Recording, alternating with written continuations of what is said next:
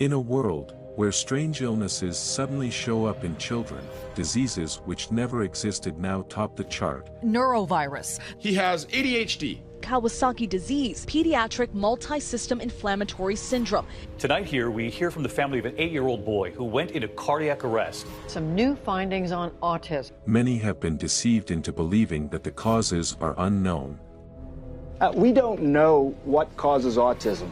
I mean, that's fair to say. We're not sure as a scientific community what causes autism. But a closer look at the products and operations of the pharmaceutical industry reveals overwhelming evidence in response to a profoundly pertinent question. Why do children get sick?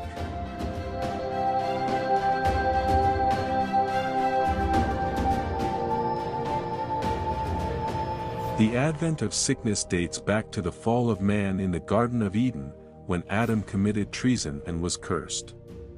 Since the fall of man, there has been a corruption of creation, and all things created then had an expiry date, the incipience of which was set in place by sickness. In the wake of sickness and diseases, various cures that existed in nature sufficed as curative measures for the human body. But then came pharmakeia, the sorcerers who for the business and profit of medicine, no longer produced medical solutions which served the purpose of healing anymore. And I told you of the metamorphosis of the pharmakeia. We call them pharmakeus. See, pharmakeia is the business. The individuals are pharmakeus. Called them. I told you about the metamorphosis, how they moved from one level of witchcraft to another. They moved to become known as native doctors, from witch doctors to native doctors, and then from native doctors to dressing nicely and having international conferences and into organizations that use needle and syringe. The industry has been hijacked. It's been hijacked by those who through pharmakeia are practicing sorcery, witchcraft. The Bible calls it witchcraft as well. Drawing from this age-long history of occultism and witchcraft, it is no wonder the so-called medical solutions proffered by the pharmaceutical industry became the very causative factors of sicknesses and diseases, perpetually keeping many in bondage to sickness and infirmity. Many drugs are now being found to cause devastating damage to human tissues. New research shows that overuse of antibiotics may actually be damaging to your body. Here with more, CBS News medical contributor Dr. Holly Phillips. Good morning to you. Good morning. So what did we learn in this study? Well, we've long known that antibiotics can cause side effects. This study looked at exactly how, on a very cellular level. So they took human cells and they put them in a petri dish. And essentially the researchers added 3 different antibiotics. After a period of just 6 hours, they found what's called oxidative stress. That is damage to the cell's DNA, proteins, and lipids. So we're starting to understand a little bit more that the antibiotics themselves can really damage our cells' DNA. And let's start with Big Pharma. Now, the pharmaceutical industry, we know, makes money off of sickness and disease. If you're not suffering from a degenerative health condition, then they're not making money. So it's in their interest to make sure that you stay sick. But they don't exactly want to kill you because then they'd lose a customer. So what they really want to do is put you in a situation where you're not quite dead, but not quite healthy and alive. You're somewhere in between. If grown adults would be negatively affected by these pharmaceutical products, think what would happen to innocent children. In the long run, these young ones have also been at the receiving end of this demonic work of darkness. Through so-called immunizations, the immunity of children are compromised. In fact, parents of the unvaccinated testify of healthier children as compared to those of vaccinated children who are constantly sick. Doing this for 15 years now, I'll share with you that the vaccinated kids are the sickest.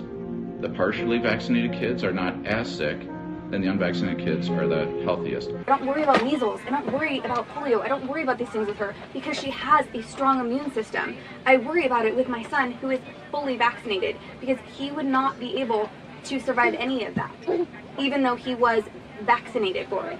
People that I know that do vaccinate, I know their kids have more, seems to me, more health problems. I mean, my kids don't really have any, like definitely no chronic health problems. They've never been on pharmaceuticals. They've never needed, they've gone to the doctor for broken bones, which is why it's one thing I like doctors for. 10 grandchildren, 4 great-grandchildren, 5th one on the way who will not be vaccinated either. They're all extremely healthy. The only time he's gone to doctor for checkups is because he's asked to go and wanted to see what it was like to go to the doctor's office. You wanted to go to see a doctor? Okay, yeah, right. Because Keenan has to go so often, and so he wanted to see what it was like to go. You have no vaccine at all? Never. I'm in my 60s. I've never been vaccinated for anything. Anything at all? No, and then I had 2 kids that are now 28 and 30, and they were never vaccinated. Do your unvaccinated children have or the injuries that we see so commonly in the vaccinated? Do they have the ear infections and the antibiotics and the eczema, asthma, allergies? Nothing? No. The truth is, many have been deceived for ages about the pharmaceutical industry, just like the Bible said the nations would, and as such, have built faith in their deceptive so-called medical solutions. When are you going to know that there is a deception going on? The Bible already showed you. And it told you that nations were deceived by pharmakeia. And that is pharmacy, the production and administering of drugs. That's what it means. That's what the Bible says. And we didn't write it. It was prophetic, given to us in the book of Revelation.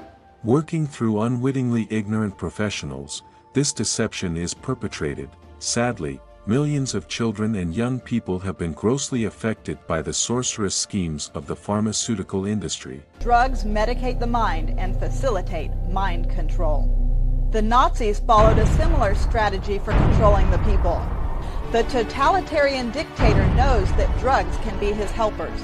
It was Hitler's intention in his so-called biological warfare to weaken and subdue the countries that surrounded the Third Reich and to break their backbones for good. Hunger and addiction were among his most valuable tools. Alluding to this historical evidence, it is safe to say that there is a willful wanton attack on the minds of many by the elite of this world, who, like Hitler, would rather turn the world into a dictatorial terrain and have all men at their whims and caprices. But while they attack the world of adults in several ways, it matters that many become vigilant to an even sinister attack being meted out on the minds of children and teenagers. A more prevalent anomaly in recent times has been the aggressive push for so-called medical care for mental illnesses. Do parents really realize that such prescription drugs actually accelerate a horrendous rate of brain damage among these children? Diagnoses of mental disorders in children and adolescents are increasing at an alarming rate, especially in the USA, where the number of manic depressive children has gone up by 4,000% over the past 10 years. The most widely used treatments are psychotropic drugs. So I took a full-time job to work in a children's psychiatric hospital, ages 5 to 10. So it was my first experience being exposed to the psychiatric system in the United States. And to be honest, I can only say that I was appalled by the treatment of young children. It was my first experience with drugs as healthcare and as mental health care. As you would imagine, that's such a vulnerable age, ages 5 to 10.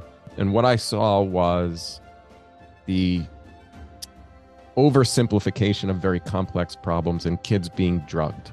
And I use the word drug, not medicated, drug. They'd be placed on multiple psychiatric drugs. And some of the responses to those drugs were absolutely horrifying. I still have, nightmares at times thinking about how some of the kids were treated. So I'm sure you do. It was sedation as mental health care. We'd see kids that were, drugged and sleeping 16 hours a day. Others would develop horrible side effects like tardive dyskinesia. And the viewpoint in that perspective was that if a kid decreased their aggression, well, then that was a effective treatment. So to decrease aggression, you would see kids just really being horribly sedated. Now, with any kid or any human being, there's a range of responses that some would have. Some became more aggressive, some became suicidal, some developed side effects, others became very lethargic.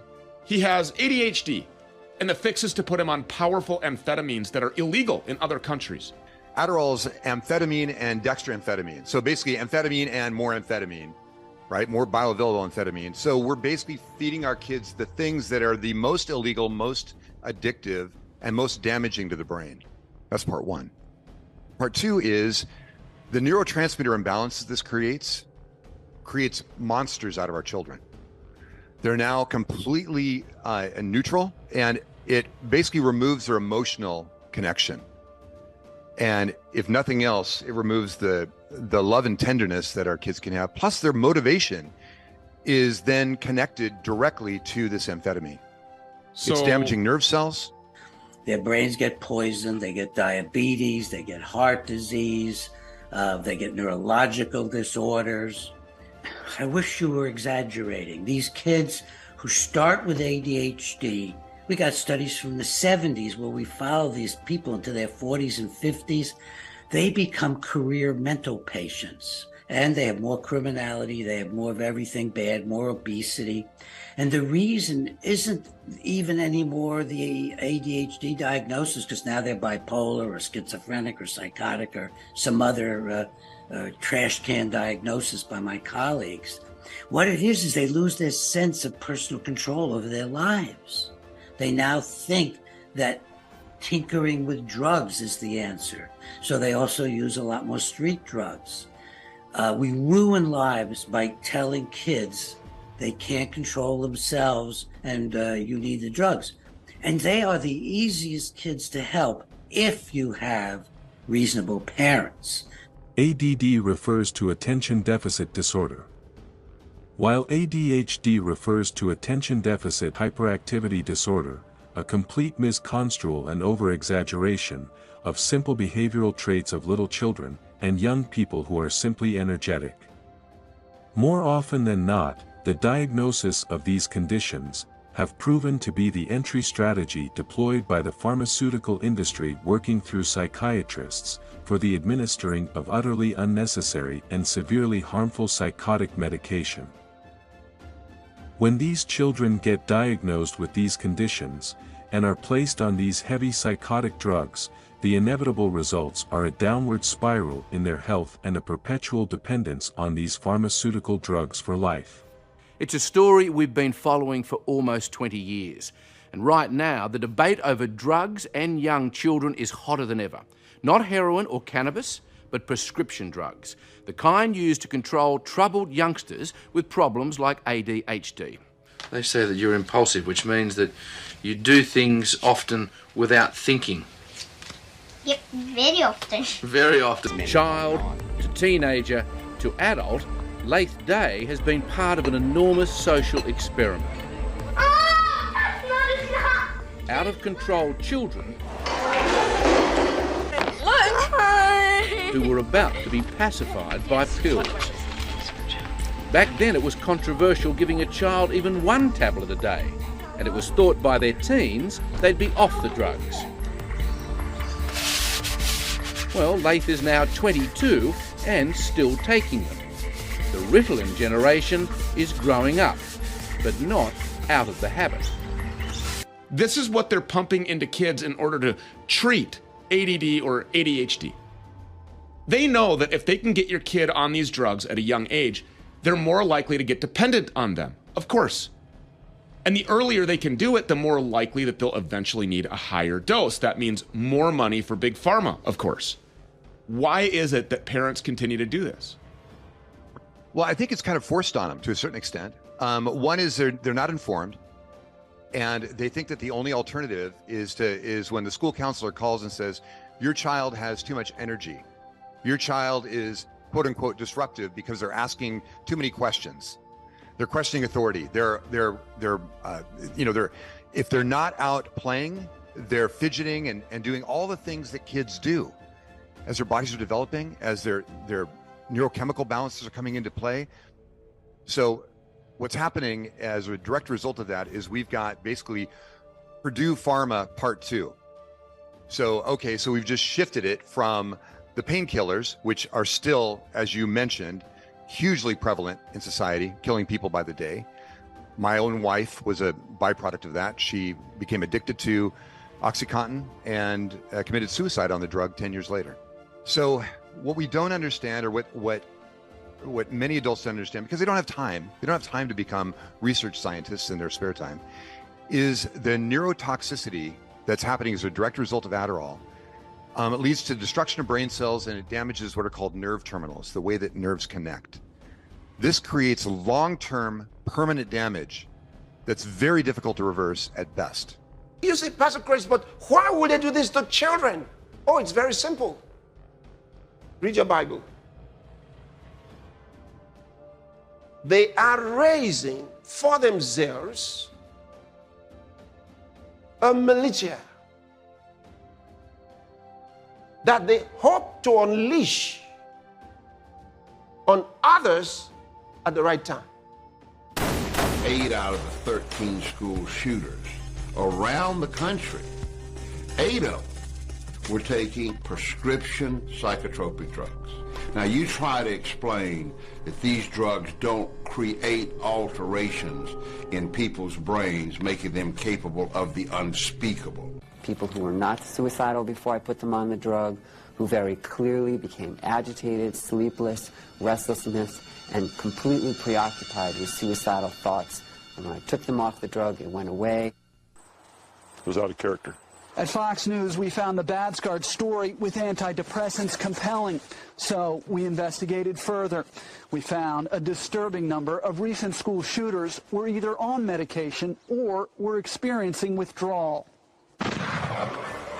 The list includes 15-year-old Kip Kinkle withdrawing from Prozac when he shot 22 classmates, killing 2 after murdering his mother and stepfather at his home in Springfield, Oregon. 18-year-old Jason Hoffman on Effexor and Celexa when he opened fire at his California high school, wounding 5. 15-year-old Sean Cooper on a mix of antidepressants when he shot students in Idaho.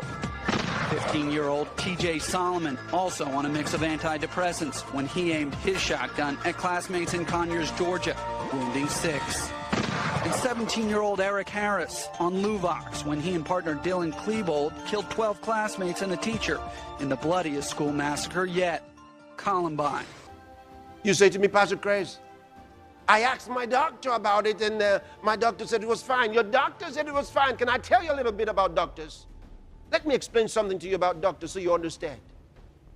Doctors don't make drugs. I want you to hear what I'm telling you now. This is important.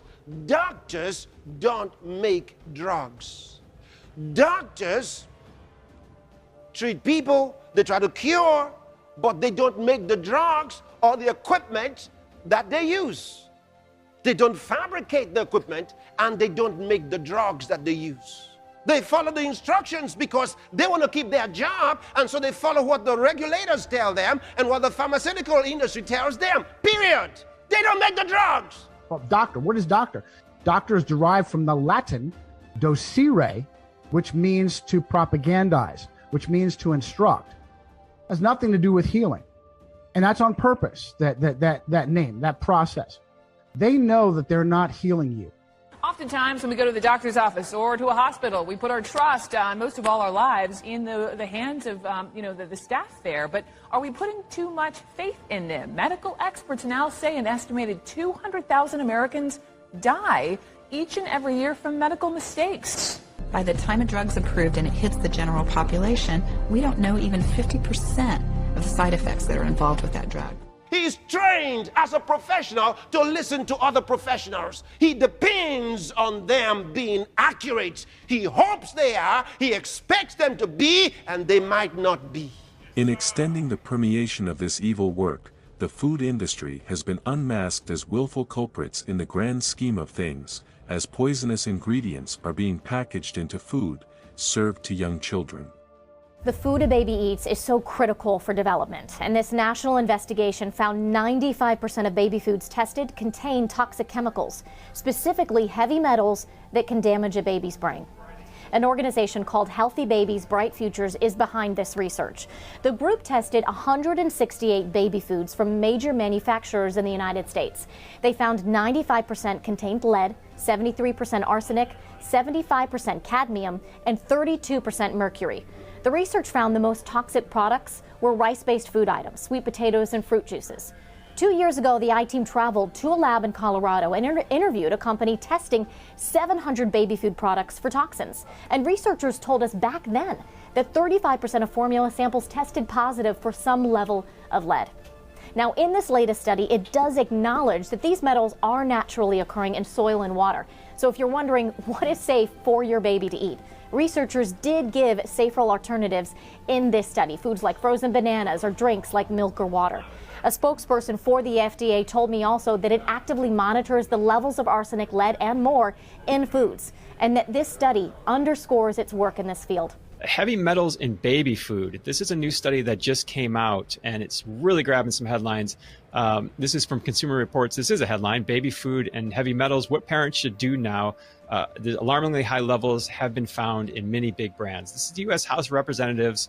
It's their oversight committee, and this is what they found. They were looking at internal testing policies and results from individual ingredients and finished products for these food companies.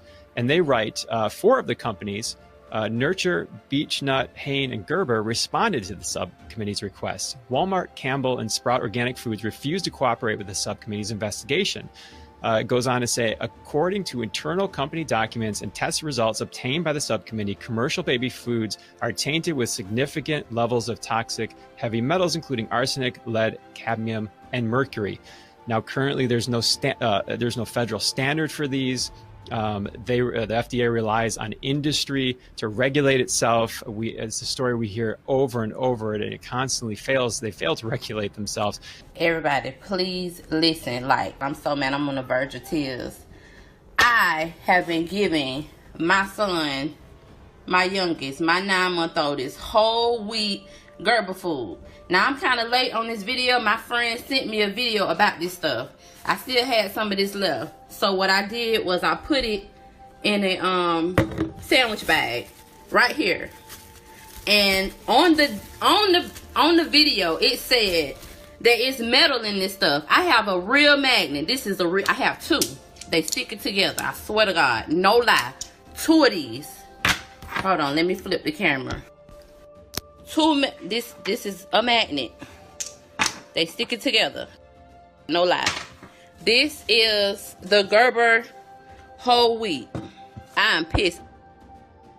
Gerber got me messed up. Look at this. Do y'all see this metal in my baby food? And he have not been feeling well. I've been putting this junk in his damn cereal, and we just had to revert back to this regular rice because he just been boo-booing like so bad and just getting so raw like every 2 hours. They is trying to kill off. This don't make no sense. Do y'all see this? This is moving. This is a real magnet. I have two magnets. You put it in a sandwich bag and put it over this baby food. This is following it. This is freaking metal in this baby food. Bruh. Oh, the stuff I want to say right now. It is moving. It is literally moving. Let me just use one. Do y'all see this? I cannot make this up. These is not bugs. This is metal. Following metal. It's following it. Now, I just did a test on this regular one right here. This the regular rice. This is real. I just bought this yesterday. You can tell the difference. This is lighter than the wheat one. Let me do a side by side. This is the regular rice. This is the wheat right here. 2 different containers. Now, I'm finna test this one out. This is just the regular kind. Trying to make sure I get good quality for y'all. I see no metal in this. Y'all stop feeding y'all kids this stuff. My baby have not been feeling well. He not sick or nothing, but he have been using the bathroom. He have been boo-booing like crazy. Like, and I'm like, dang, what done changed? But I realized I started giving him the whole wheat instead of the rice, and so I went and got him rice. This junk is just, it's crazy, y'all. Y'all got to stop feeding y'all baby this stuff, for real. Get some real food. Make y'all churn y'all own stuff.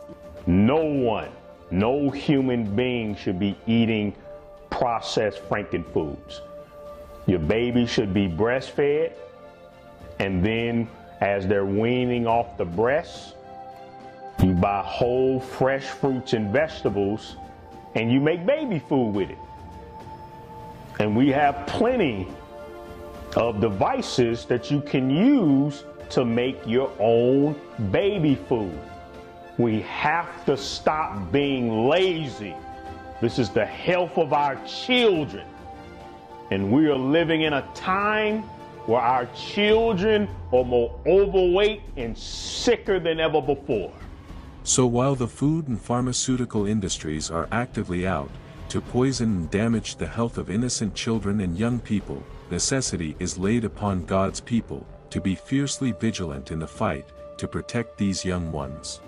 However, regardless of how badly damaged a person's health might be, there's healing for you in Christ, and with faith in your heart, you can receive healing and restoration for your body. For it is just as the Lord Jesus said, "If you can believe, all things are possible to him who believes." Mark 9 verse 23.